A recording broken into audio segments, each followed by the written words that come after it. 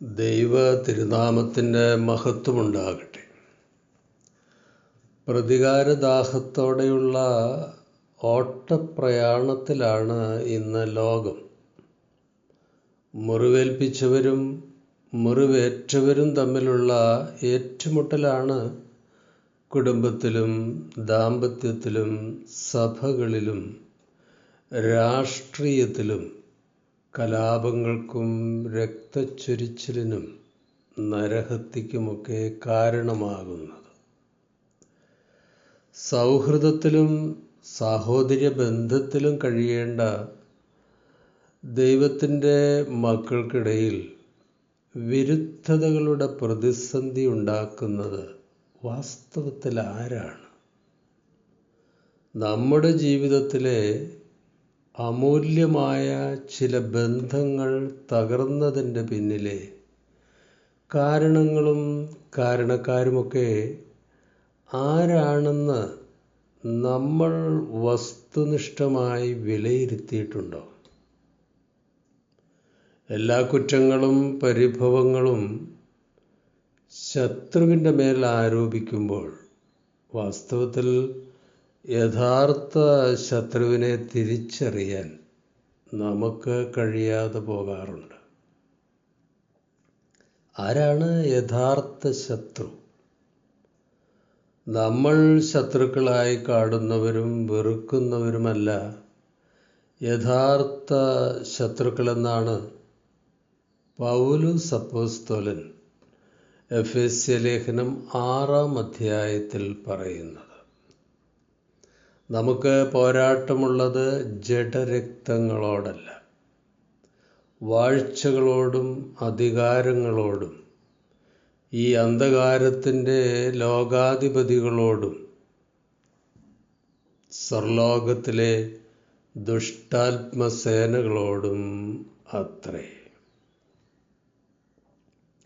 ദൈവത്തിൻ്റെ മക്കളും സഹോദരങ്ങളുമായ മനുഷ്യർ തമ്മിൽ ഏറ്റുമുട്ടുമ്പോൾ പിന്നാമ്പുറത്ത് നിന്ന് ചരട് വലിക്കുന്ന യഥാർത്ഥ ശത്രുവിനെ തിരിച്ചറിയാതെ പോകുന്നത് വളരെ വളരെ നിർഭാഗ്യകരമാണ്. അത് എന്തെല്ലാം വിപത്തുകൾക്കാണ് കാരണമാകുന്നത്. സൗഹൃദ ബന്ധങ്ങളും ദൈവവുമായുള്ള കൂട്ടായ്മയുമൊക്കെ തകർക്കാൻ ആദ്യ മാതാപിതാക്കൾക്കിടയിൽ കടന്നു വന്ന അതേ ശത്രു തന്നെയാണ് ഇപ്പോഴും മനുഷ്യർക്കിടയിൽ പ്രതിസന്ധികൾ സൃഷ്ടിക്കുന്നത്. ഈ ശത്രുവിനെ തിരിച്ചറിയാനും അംഗീകരിക്കാനും മനുഷ്യൻ്റെ യുക്തിയും ശാസ്ത്ര സാങ്കേതിക ജ്ഞാനവും സമ്മതിക്കുന്നില്ല. അതുകൊണ്ട് യഥാർത്ഥ ശത്രുവിനെ അവഗണിക്കുകയും ജഡരക്തങ്ങളോടുള്ള യുദ്ധം തുടർന്നുകൊണ്ടിരിക്കുകയുമാണ്.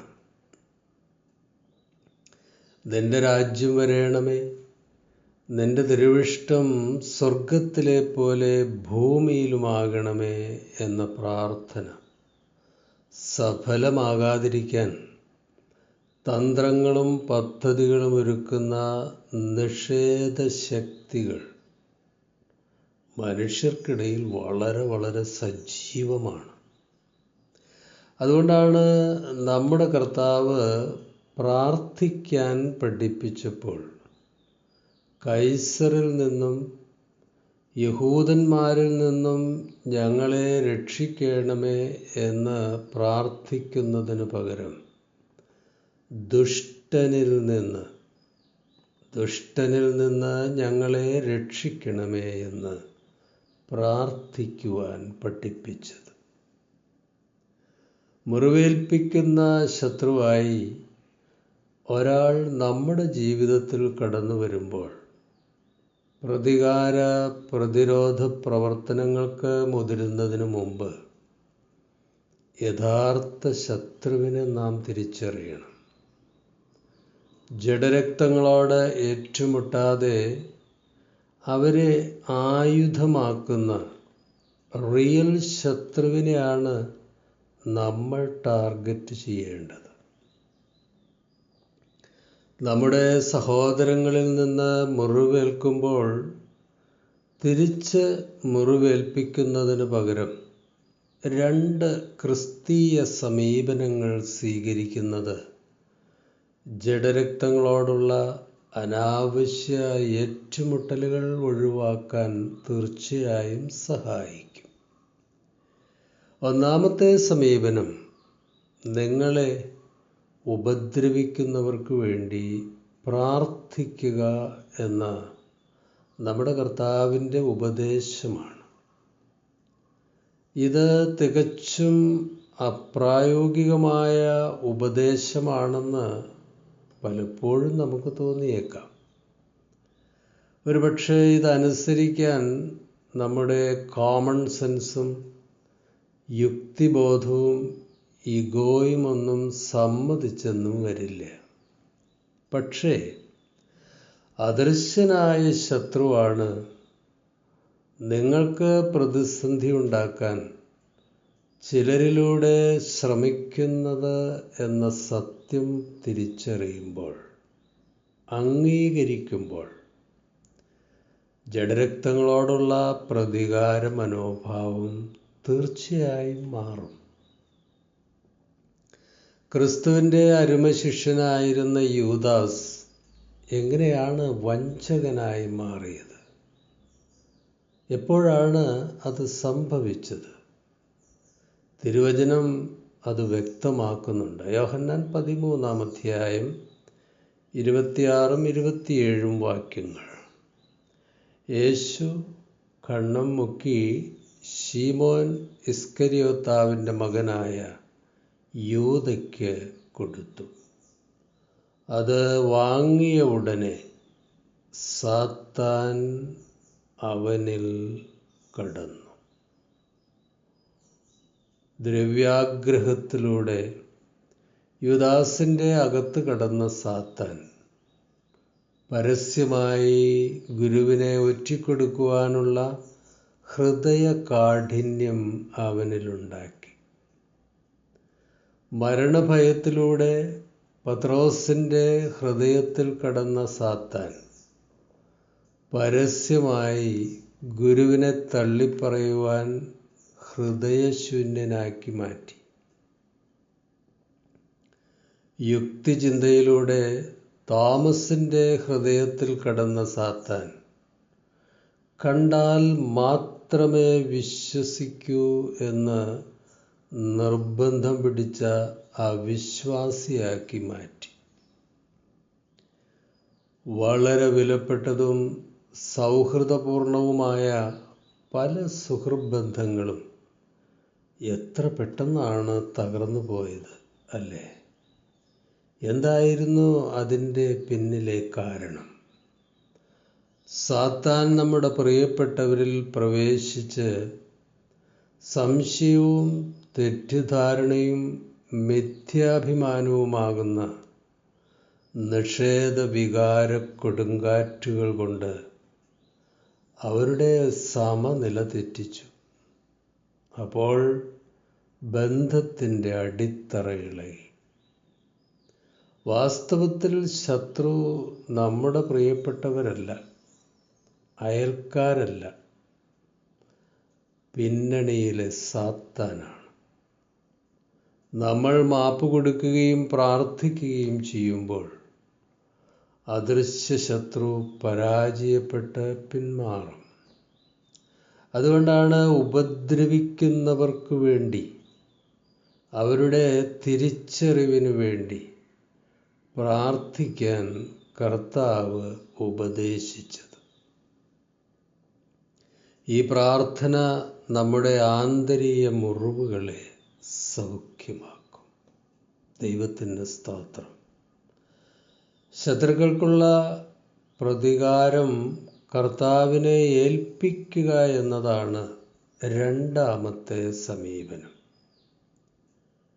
തൻ്റെ സഹോദരി താമാറിനെ മാനഭംഗപ്പെടുത്തിയ അമ്നോനെ അബ്ശലോം കൊന്നുകളഞ്ഞു.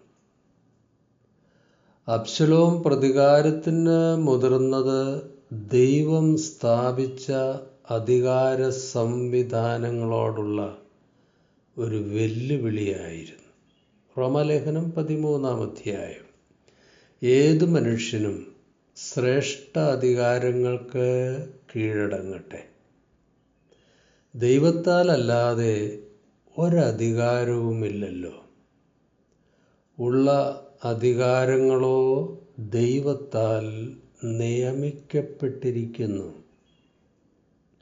ആകയാൽ അധികാരത്തോട് മറുക്കുന്നവൻ ദൈവവ്യവസ്ഥയോട് മറുക്കുന്നു. മറക്കുന്നവരോ ശിക്ഷാവിധി പ്രാപിക്കും. അമ്നോന്റെ ധിക്കാരത്തിന് ശിക്ഷ കൊടുക്കേണ്ടത് രാജാവായിരുന്നു.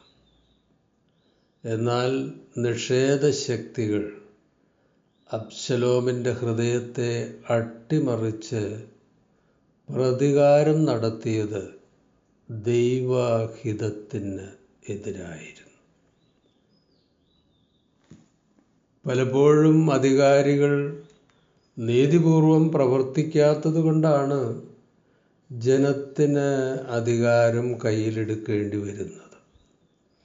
താമാറിനോടുള്ള അമ്നോന്റെ ക്രൂരതയെപ്പറ്റി കേട്ടപ്പോൾ ദാവീദ് രാജാവ് അത്യന്തം കോപിച്ചു എന്നാണ് എഴുതിയിരിക്കുന്നത്. 1 ശമൂവേൽ 13-ാം. നീതി നിർവഹണത്തിന് ദൈവം അധികാരം ഭരമേൽപ്പിച്ച ദാവീദ് നിയമ നടപടികളൊന്നും എടുക്കാതെ വെറുതെ കോപിക്കുക മാത്രമാണ് ചെയ്തത്. അത് നിരുത്തരവാദിത്വപരമായ ഒരലംഭാവമായിരുന്നു. അധികാരികളിൽ നിന്ന് നീതി ലഭിക്കാതെ വരുമ്പോൾ നമ്മൾ പിന്നെ എന്താണ് ചെയ്യേണ്ടത്? നമ്മുടെ ശത്രുവിനോട് ഏറ്റുമുട്ടാതെ രാജാക്കന്മാരുടെ രാജാവും നീതിയുള്ള ന്യായാധിപനുമായ ദൈവത്തോടാണ് നമ്മൾ സങ്കടം ബോധിപ്പിക്കേണ്ടത്. റോമാലേഖനം 12-ാം. ആർക്കും തിന്മയ്ക്കു പകരം തിന്മ ചെയ്യാതെ സകല മനുഷ്യരുടെയും മുമ്പിൽ യോഗ്യമായത് മുൻകരുതി കഴിയുമെങ്കിൽ നിങ്ങളാൽ ആവോളം സകല മനുഷ്യരോടും സമാധാനമായിരിപ്പിൻ. പ്രിയമുള്ളവരെ, നിങ്ങൾ തന്നെ പ്രതികാരം ചെയ്യാതെ ദൈവകോപത്തിന് ഇടം കൊടുപ്പിൻ. പ്രതികാരം എനിക്കുള്ളത്, ഞാൻ പകരം ചെയ്യും എന്ന് കർത്താവ് അരുളിച്ചെയ്യുന്നു. എന്നാൽ നിന്റെ ശത്രുവിന് വിശക്കുന്നുവെങ്കിൽ അവന് തിന്മാൻ കൊടുക്ക. ദാഹിക്കുന്നുവെങ്കിൽ കുടിപ്പാൻ കൊടുക്ക. അങ്ങനെ ചെയ്താൽ നീ അവൻ്റെ തലമേൽ തീക്കനൽ കുന്നിക്കും എന്ന് എഴുതിയിരിക്കുന്നുവല്ലോ. തിന്മയോട് തോൽക്കാതെ നന്മയാൽ തിന്മയെ ജയിക്കുക. പരിഹാസവും ക്രൂരമായ പീഡനവും ഏൽപ്പിച്ചവരോട് സഹനത്തിൻ്റെയും സഹിഷ്ണുതയുടെയും സമീപനമായിരുന്നു നമ്മുടെ കർത്താവിൻ്റേത്. അതേ സമീപനമാണ് നമ്മളും സ്വീകരിക്കേണ്ടതെന്നാണ് പത്രോസ്ലീഹ പറയുന്നത്. 1 പത്രോസ് 2-ാം. ക്രിസ്തുവും നിങ്ങൾക്കു വേണ്ടി കഷ്ടം അനുഭവിച്ചു. നിങ്ങൾ അവൻ്റെ കാൽച്ചുവട് പിന്തുടരുവാൻ ഒരു മാതൃക വെച്ചേച്ച് പോയിരിക്കുന്നു. അവൻ പാപം ചെയ്തിട്ടില്ല. അവൻ്റെ വായിൽ വഞ്ചന ഒന്നും ഉണ്ടായിരുന്നില്ല. തന്നെ ശകാരിച്ചിട്ട് പകരം ശകാരിക്കാതെയും കഷ്ടമനുഭവിച്ചിട്ട് ഭീഷണം പറയാതെയും ന്യായമായി വിധിക്കുന്നവങ്കൽ കാര്യം ഭരമേൽപ്പിക്കുകയത്രേ ചെയ്തത്. നാം പാപം സംബന്ധിച്ച് മരിച്ച് നീതിക്ക് ജീവിക്കേണ്ടതിന് അവൻ തൻ്റെ ശരീരത്തിൽ നമ്മുടെ പാപങ്ങളെ ചുമന്നുകൊണ്ട് ക്രൂശിന്മേൽ കയറി. അവൻ്റെ അടിപ്പിണരാൽ നിങ്ങൾക്ക് സൗഖ്യം വന്നിരിക്കുന്നു. ക്രിസ്തുവിൻ്റെ സഹനത്തിനും ദീർഘക്ഷമയുടെയും മാതൃക നമ്മൾ പിന്തുടരുമ്പോൾ അവൻ്റെ അടിപ്പിണരാൽ, മുറിവുകളാൽ നമുക്ക് സൗഖ്യം ലഭിക്കും. ദൈവത്തിന് സ്തോത്രം. യഥാർത്ഥ ശത്രുവിനെ തിരിച്ചറിയുന്നത് നമ്മുടെ ജീവിത സമീപനത്തിലും വ്യക്തിബന്ധങ്ങളിലും ആത്മീയ ജീവിതത്തിലുമൊക്കെ വലിയ വലിയ മാറ്റങ്ങളുണ്ടാക്കും. ക്രിസ്തീയ സാക്ഷ്യം നഷ്ടപ്പെടുത്തി ദൈവമക്കൾ ജഡരക്തങ്ങളോട് പരസ്പരം പടവെട്ടുമ്പോൾ ജയം നേടുന്നത് അവർക്ക് പിന്നിൽ നിന്ന് പട നയിക്കുന്ന സാത്താനാണ്. നിന്റെ രാജ്യം വരേണമേ, നിന്റെ തിരുവിഷ്ടം സ്വർഗത്തിലെ പോലെ ഭൂമിയിലുമാകണമേ എന്ന സമുന്നത പ്രാർത്ഥന നിഷ്ഫലമായി തീരുവാൻ സാത്താൻ സ്പോൺസർ ചെയ്യുന്ന ദൈവമക്കൾക്കിടയിലെ കലഹങ്ങൾ കാരണമാകും. ഇതൊരു ചെറിയ നഷ്ടമല്ല. ദൈവമക്കൾ യഥാർത്ഥ ശത്രുവിനെ തിരിച്ചറിയണം. പരസ്പരം കൈകോർത്ത് ഒന്നിച്ചു നിന്ന് പ്രാർത്ഥനയോടെ പൊതുശത്രുവിനെ നേരിടണം.